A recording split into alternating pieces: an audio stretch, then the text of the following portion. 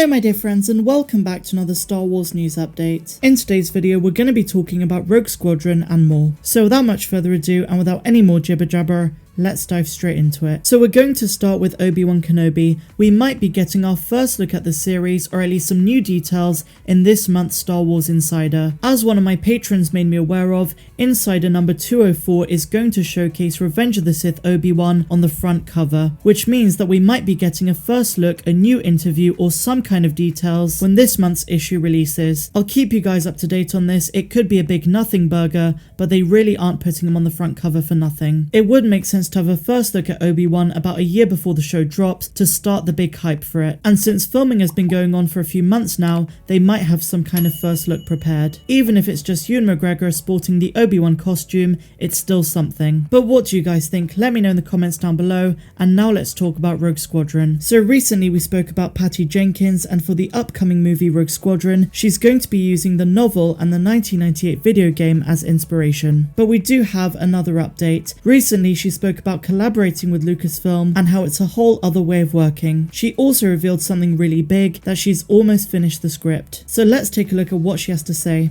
Director Patty Jenkins is making strides in pre-production for a Star Wars debut. The next big Star Wars cinematic release is going to be Rogue Squadron in December of 2023. In a recent interview with Collider and The Hollywood Reporter, she made it clear that she's finishing up her script and already put together a crew. In her own words, she says, "It's going amazing. I had been on it already for 6 months before I even announced that, so we're pretty deep into it. We're finishing a script, crewing up, and it's all going wonderful. I'm so excited about the story and excited that we're the next chapter of Star Wars, which is such a responsibility and such an opportunity to really start some new things. It's really exciting in that way." Jenkins also revealed that she feels fairly free in making the film that she wants to. She went on to add, "It's an entirely different way of working. I'm on the phone with all of them and doing Zoom meetings with everybody involved in Star Wars all the time. I'm fairly free to do the story that we want to do, but you really need to know who's done what, who's doing what, where it goes, how it works, and what designs have been done before. It's a whole other way of working that I'm getting up to speed on." Rogue Squadron marks a creative pivot for the Star Wars franchise after the conclusion of the Skywalker saga in 2019. Now look, I think it's fair to say that a lot of fans are going to be apprehensive about the upcoming films, especially from directors such as Patty Jenkins. I feel as though as Star Wars fans we have a lot more faith in the Disney Plus series and the work of people like Dave Filoni, Jon Favreau, Deborah Chow, Bryce Dallas Howard, but when it comes to new directors who are coming into Star Wars, there's almost this sense of they have to prove themselves to the fans. So while I am really looking forward to Rogue Squadron, and while I am willing to give the movie a chance, there's so much more hype for the live action series. You've probably heard me say this before, but there's not much hype for Rogue Squadron, at least at the moment. We don't even know when the movie's going to take place. In many interviews, she has made it clear that she's going to take Star Wars into a new era. We've all had some pretty good guesses, and I think it's probably going to be between episodes 6 and 7, but there's also the chance that it's going to be after episode 9. And if it is after the sequels, it's going to be really interesting to see a post-Rise of Skywalker era. In terms of Lucasfilm's direction for the big screen, they're not really focusing on trilogies, but rather making standalone movies. Having said that, the Rian Johnson trilogy is still on the menu. But what do you guys think? Are you looking forward to Rogue Squadron? Why so or why not? So now my dear Megalorians, we're going to move on and talk about Star Wars Detours, the comedic George Lucas Star Wars series that was supposed to be on Disney Plus on May the 4th. While the show was never completed, it seemed like the promise from Disney was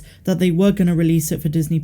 Robot Chicken, Star Wars, and Family Guy voice actor Seth Green might know why it's never going to be released. He recently spoke to Entertainment Weekly about it, and we're going to take a look at the article. The unreleased Star Wars series that Disney doesn't want you to see. I think you guys are really going to enjoy this article, so grab your beverage of choice and let's get into it. Seth Green recently made his return to Star Wars by voicing Cad Bane's faithful techno service droid Todo 360 on 2 episodes of Star Wars The Bad Batch. But as nice as it was to have him back, it also couldn't help but make one ponder a question that has plagued Star Wars fans for almost a decade. What the hell happened to Star Wars Detours? Detours was announced with great fanfare at Star Wars Celebration in 2012. Lucasfilm Animation had partnered with Seth Green and Robot Chicken partner Matt Senreich to create a madcap comedic look at the franchise after Robot Chicken's 3 successful Star Wars specials. 39 installments of Detours, roughly 6 minutes in length each, were completed, with another 62 scripts just waiting to be shot, and yet none of them made it to air. That's because a few months after Detours was announced, Lucasfilm was sold to Disney for $4 billion, and the studio shelved Detours to focus all of its energy on a new trilogy of films. And save for one episode being leaked online, the show has never been seen or heard from since. But now that Disney has unveiled its own streaming service in Disney Plus and needs as much content as possible to snag subscribers, why wouldn't the streaming service at least put the finished episodes on Disney Plus? It's a good question that was asked to Seth Green, and Entertainment Weekly asked him when Detours might finally see the light of day.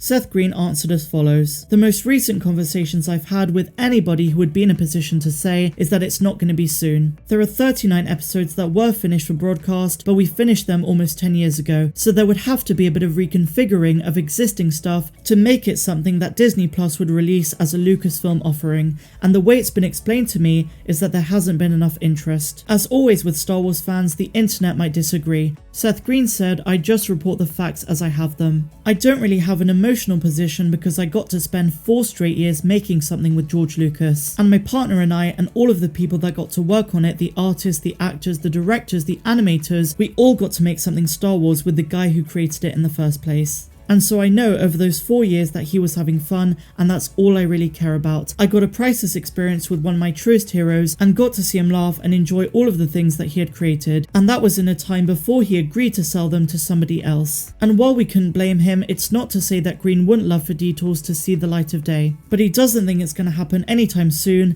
and it doesn't take away from his experience of creating it with George himself. Again, in his own words, he said, "It's not that I don't care if people don't see it, it's just that it ultimately doesn't matter, because nobody can take that away from any of us, and that kind of thing would never happen again." Detours has also featured a voice cast that reportedly includes Billy D. Williams, Anthony Daniels, and Ahmed Best. Others include Seth MacFarlane, Donald Faison, Felicia Day, and Joel McHale. But Seth Green stayed tight-lipped about this. "I probably can't confirm or deny any of the names, but you literally won't believe the amount of people who worked on the project." As fans who are eager to see the project, the future of Star Wars Detours remains frustratingly unclear. Seth Green feels as though the Force was with them when making the show, even if he can't use an old-fashioned Jedi mind trick to get Disney to finally release it. And based on the trailer, guys, Star Wars Detours looked really funny and something I'd really want to see. In the Star Wars fandom, we're not lighthearted enough, and bringing comedy into Star Wars, especially in animated form, would be a welcome change of pace. And when you have the likes of Seth Green and Seth MacFarlane working on a project, how can you say no? But what do you guys make of this and all of today's video?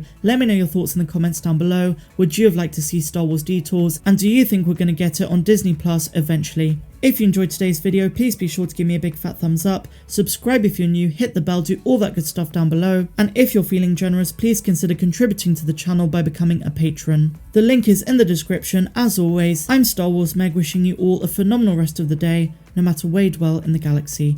Have a good one.